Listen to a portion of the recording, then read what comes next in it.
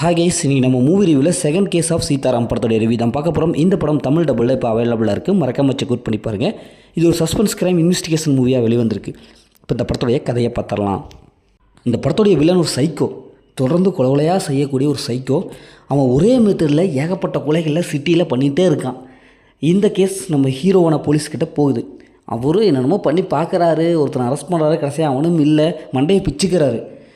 இப்போ இறுதியில் நம்ம ஹீரோ எப்படி அந்த சைக்கோ கொலைகாரனை கண்டுபிடிக்கிறாரு, இறுதியில் என்னாச்சு அப்படிங்கிறதான் இந்த படத்துடைய கதை. இந்த படத்தோடைய பாசிட்டிவ்னு பார்த்தாவே இதில் நடிச்சு எல்லாமே சூப்பராக பர்ஃபார்ம் பண்ணியிருக்காங்க. குறிப்பாக படத்தோடைய அந்த சினிமோட விஷுவல் அப்படிலாம் சும்மா தரமாக இருக்குது, நல்லாவே கொடுத்துருக்காங்க. ஏன்னா ஒவ்வொரு காடு பகுதியில் கொலை நடக்கிறது, சிட்டியில் கொலை நடக்கிறது, இப்படி எல்லா இடத்துல கொலையாக நடக்கும்போது அது அப்படியே விஷுவலாக காமிக்கும்போது உண்மையான அப்படியே நம்ம இடத்துல இறந்த மாதிரியே இருக்குது. அந்தளவுக்கு கேமரா ஆங்கிள் விஷுவல் எஃபெக்ட்லாம் செம்மையாக இருக்குது. அதேமாதிரி பியூஜிஎம் நல்லாவே இருக்குது.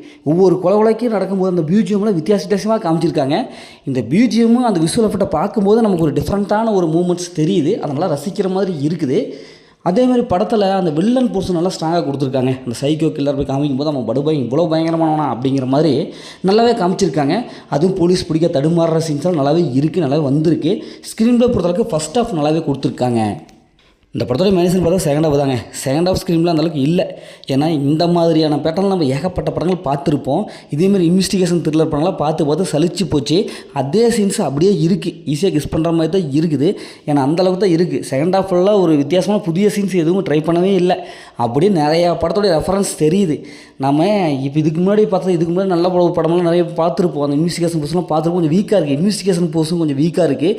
இன்னும் கொஞ்சம் மெச்சூரிட்டியான ஒரு இன்வெஸ்டிகேஷன் போர்ஷன் கொடுத்துருக்கலாம். இந்த படத்தில் வயலன்ஸ் சீன்ஸ்லாம் அதிகமாக இருக்குது. அதனால் குழந்தைகளை தவிர்த்துட்டு தனியாக பாருங்கள். மொத்தம் இப்படி சூப்பராக இந்த படம் ஒரு ஒன் டைம் வச்சப்போ தான் நான் உங்களுக்கு சொல்கிறேன். ஓகே, அடுத்த ஒரு புதிய மூவி ரிவ்யூ சந்திப்போம்.